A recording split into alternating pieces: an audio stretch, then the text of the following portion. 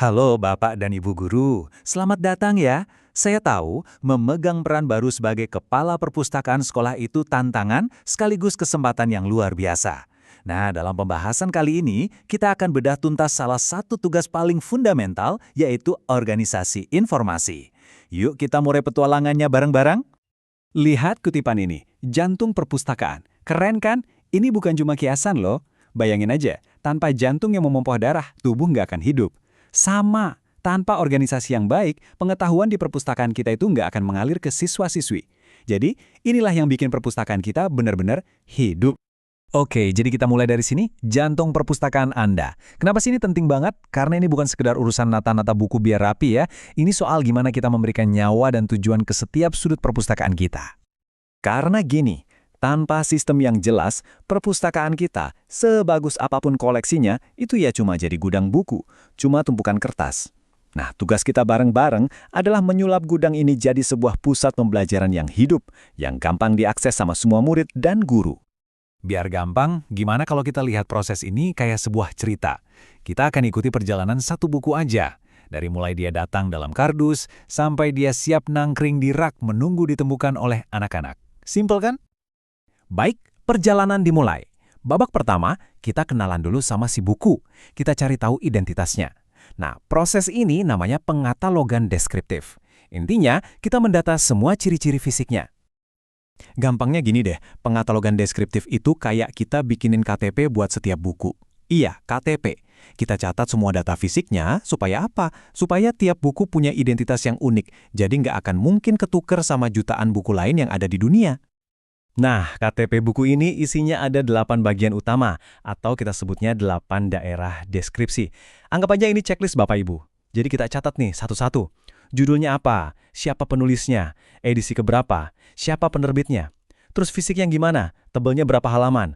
Masuk seri apa? Ada catatan khusus? Dan yang terakhir, nomor standarnya atau ISBN.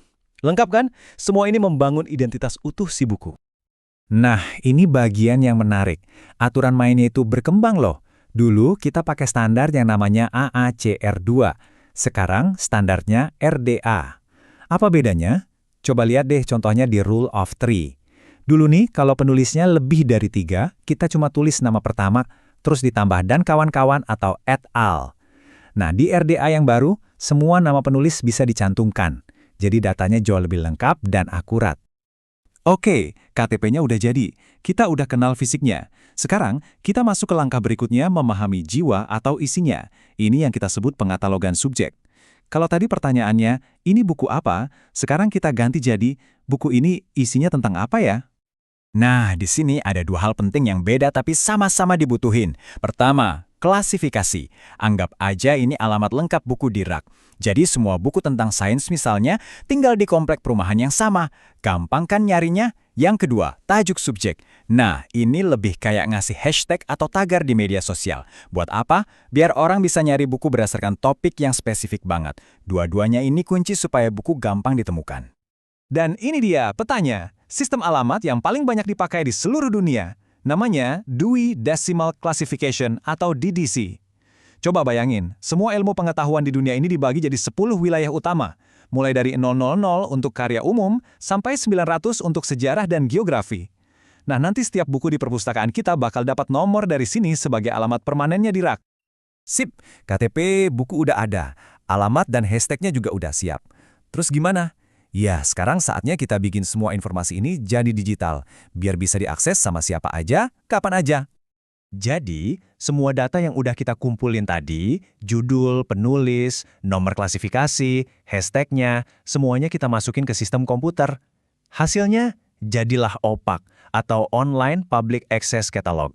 Inilah etalase digital perpustakaan kita. Jadi, murid-murid dan guru-guru bisa window shopping koleksi buku dari mana aja. Nggak perlu lagi jalan di antara rak buat nyari-nyari. Nah, buat bikin katalog digital ini, kita butuh software khusus. Di Indonesia, yang paling sering dipakai itu ada Ian Ellis Lite, ini dari Perpustakaan Nasional, sama Slims. Keduanya ini keren banget nih. Dan supaya data kita bisa ngobrol sama sistem perpustakaan lain dimanapun, mereka pakai bahasa standar yang namanya metadata. Contohnya itu Marxier atau Dublin Core. Perjalanan buku kita udah hampir sampai di tujuan akhir, data digitalnya udah beres, sekarang tahap final, yaitu ngasih tanda fisik di bukunya, biar si buku ini bisa pulang ke rumahnya di rak dengan selamat. Tara, ini dia hasil akhirnya. Nomor panggil.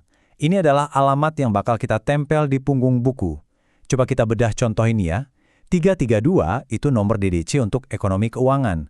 Mulyo itu 3 huruf pertama nama pengarangnya, Mulyo, terus K itu huruf pertama judulnya. Gabungan inilah yang jadi alamat lengkapnya di rak. Praktis kan? Meskipun sekarang serba digital pakai opak, banyak loh perpustakaan yang masih simpen ini kartu katalog fisik. Anggap aja ini kayak backup data bukunya. Fungsinya sih sama persis buat nemuin informasi, tapi ya dalam bentuk kartu fisik.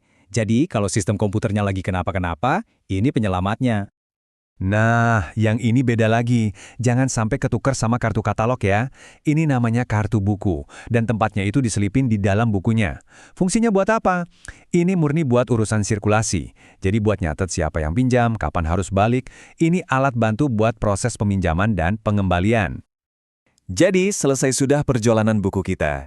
Dari dalam kardus sampai siap di rak untuk ditemukan pembacanya. Tapi ingat, semua sistem yang kita bahas tadi, dari bikin KTP sampai nempelin alamat, itu semua bukan tujuan akhirnya. Itu cuma alat. Pertanyaan yang paling penting sekarang adalah untuk Anda. Bagaimana Anda, sebagai nahkoda baru di perpustakaan, akan memakai semua alat ini untuk menyalakan api semangat membaca dan rasa ingin tahu di sekolah Anda?